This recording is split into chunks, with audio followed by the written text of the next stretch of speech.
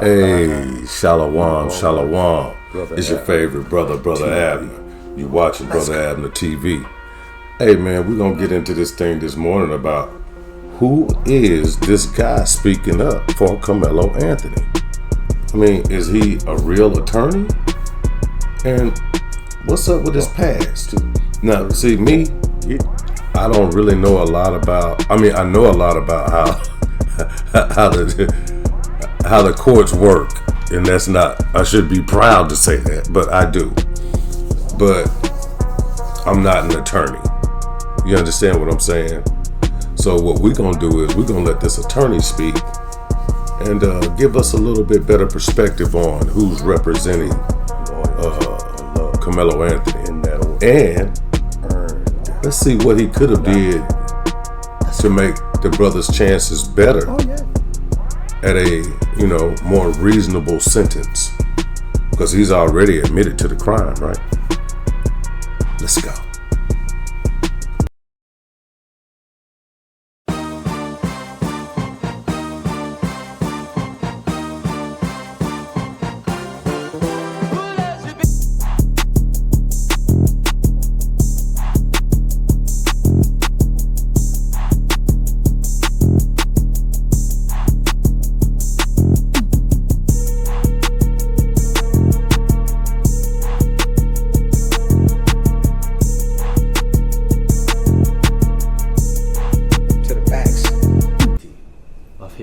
This guy right here is Minister Dominique Alexander. He is Karmelo Anthony's family representative. Now, he's speaking on behalf of the family. He's not an attorney, not a lawyer. He is a minister. A minister of what type? Well, he calls himself a minister of justice. I believe that he represents everything wrong with how this family is handling this case. He represents the grift and the ignorance of the Karmelo family when it comes to administering the most important matter in their entire life. Let's ask ourselves, who is this Minister Dominique? To represent the family, he has to be a stand-up guy. He's a minister. He has to be righteous, correct? Look at this. Dominique Alexander telling me by phone today he had a dispute with the mother of his children. He said he didn't hit or hurt anyone. However, for whatever reason, that woman ended up in the hospital's ER here.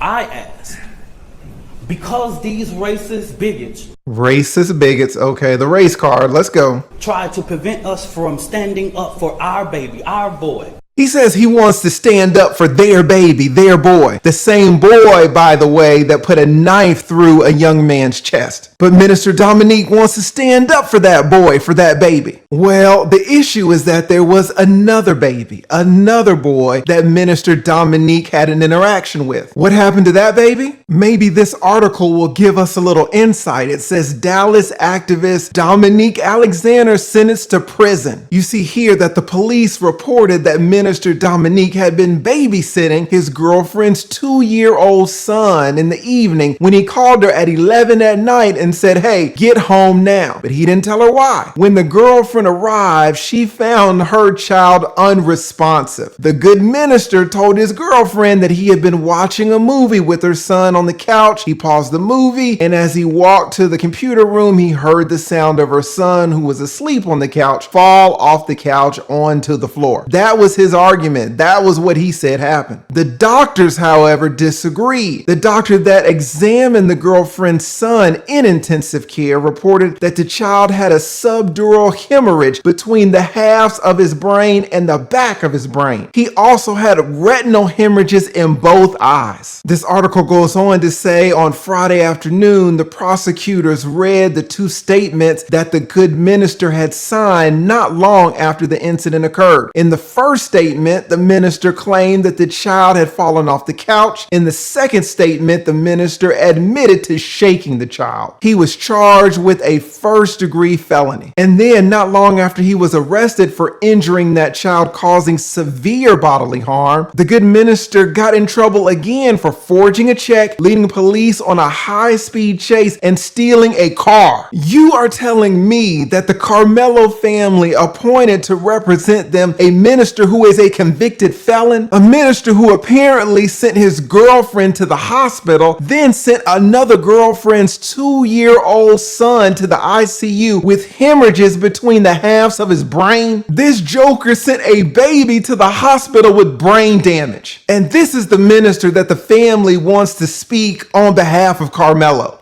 But wait, there's more.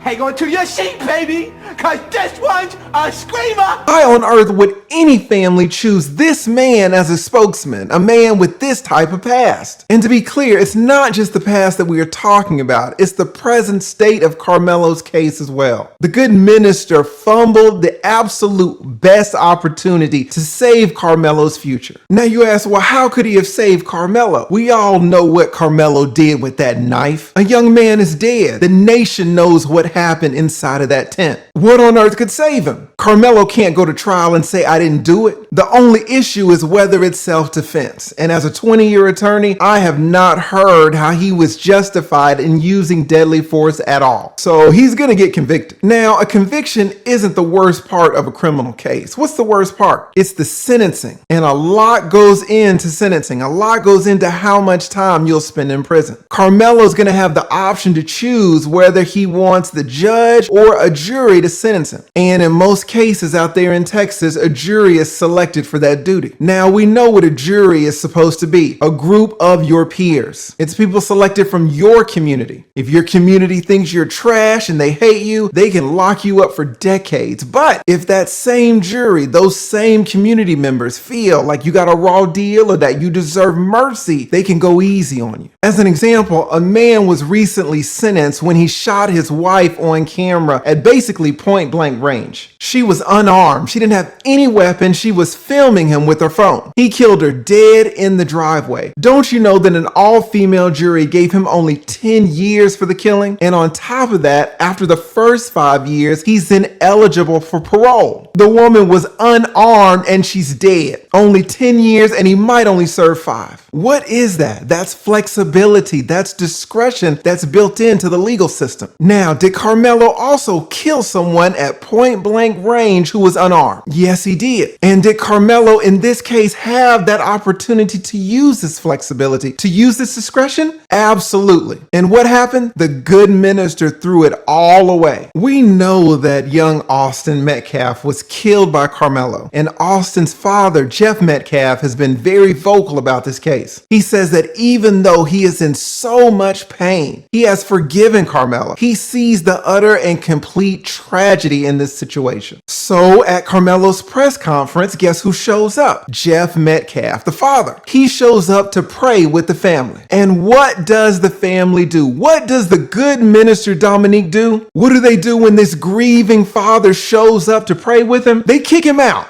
But before the press conference began, Austin Metcalf's dad, Jeff, says he was escorted out by police. Mr. Metcalf has said that he came there to pray with the family, but you had him removed. Why? We wanted to give our children. I don't know anything about Mr. Metcalf coming to pray about the family. He never expressed that to any of the staff. You said the father being at this press conference is a disrespect to the dignity of his son. That was disrespectful. Just shows you all the character. He was not invited. Imagine invoking the name of this man's late son and saying that it was disrespectful to the son's memory. That's what this minister has just said. He was not invited. You say it was a disrespect to the dignity of his son. Do you want to clarify that? You know, at that time, I'm not above reapproach or whatever. He's not above reapproach or whatever.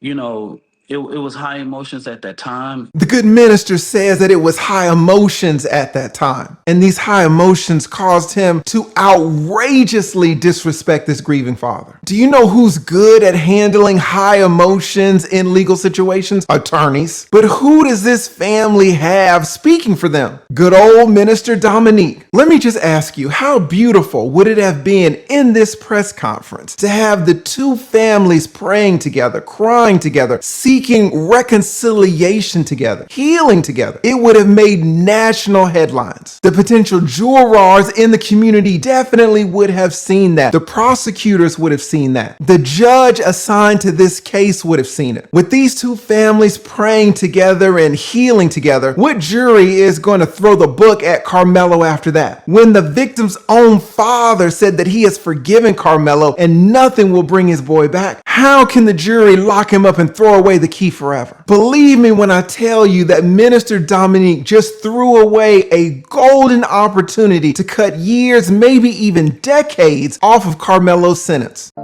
If you knew the truth was on your side, you wouldn't run away from having these tough conversations. You would openly have them with love and patience. Remember to smash the like button, subscribe, and join the conversation by leaving your thoughts in the comment section down below. Thanks for watching.